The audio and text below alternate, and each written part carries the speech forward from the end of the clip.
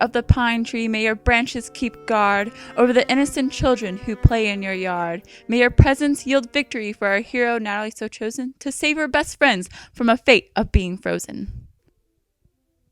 It was a day of great heat, and the sun was hard to bear. The grass could hardly stand its menacing glare. Yet in the shade our hero and her friends convened. No threat of heat exhaustion could stop their ragtag team.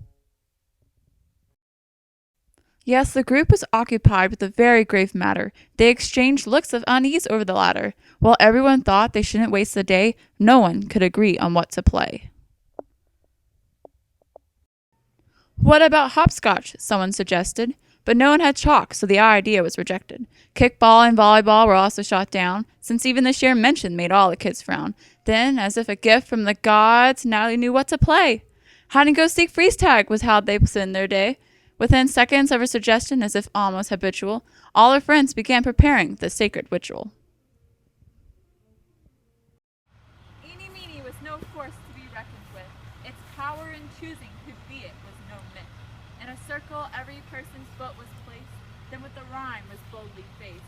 As they all put their feet in, preparing for war, Natalie looked side to side to see what she was in. There was Melody, whose kindness could be misleading. If you truly angered her, you would suffer a beating. To her left was Berkeley, whose smarts had no match, but our hero knew he was easy to catch. Seated close by were two arguing girls. One had straight hair, the other long curls. Though the twins would kill each other in a hurry, she knew when it came to battle they'd be no more. No matter the outcome, our hero was safe. That is until a door opened and someone screamed, "Wait!" But our hero had much more to worry about. Their plight paled to what she had just found out. Natalie knew her feelings of safety would be no more, as she saw who it was that had crashed through the door. For our great hero, he was a formidable foe. There was a many a battle that two did forego. His speed was a menace, and his skills were matched even. This person in the doorway was none other than Stephen. Natalie narrowed her eyes, and her flushed face scowled. "It's too late! That's not fair!" she desperately howled. But she was overruled, and Stephen's foot was placed in. There was nothing she could do. The ritual would begin. In only a minute, Berkeley got the boot, and soon Natalie, Zoe, and Hannah followed the same suit. Wiping sweat from her brow, Natalie surveyed who remained, as she tried to keep her fear self-contained. It was only Melody and Stephen left in the ring. One meant victory, the other a whole different thing. Natalie watched eeny by meeny till only one did sit. Oh, Eris, help her! Stephen was it!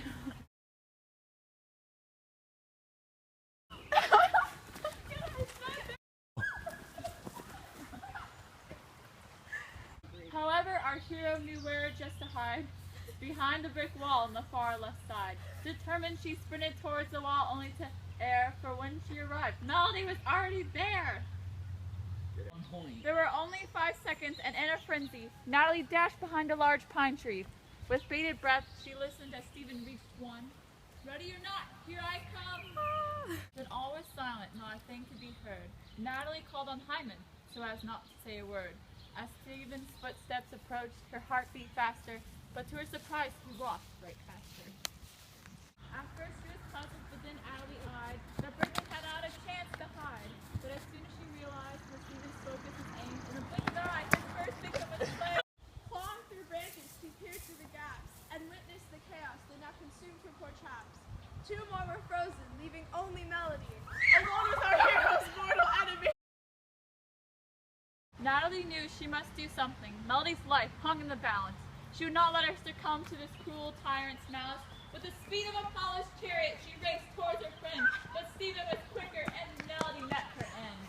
The game of 6 was now down to only 2, but determined to succeed, our hero knew what to do. As Stephen turned towards her, Natalie bolted for base. The two blazed through the courtyard in it.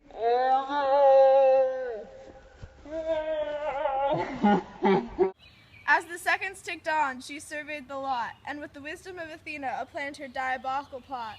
Close by, Stephen paced, ready to avenge, but if all went well, our hero would have her revenge.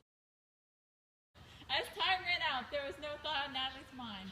She streaked off the base, with Stephen following close behind. But our hero was fast, and before Stephen could get showy, she attacked Berkeley and screamed, "Quick, get Hannah and Zoe!" Swan, the odds were on their side, but nonetheless, they were in for a bumpy ride. Natalie had hoped that Stephen's focus would be derailed. No, but sure this day she was still wagging her tail. And tired, her strides became slower. And all the while, Stephen was getting closer and closer. Out of the corner of her eyes, she saw Hannah, so he set free. Now the only person left was Melody.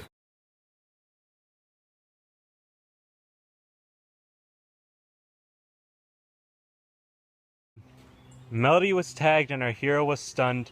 She had actually done it, they had actually won. Our hero and her friends rejoiced in victory and shouted that the day would go down in history. 1.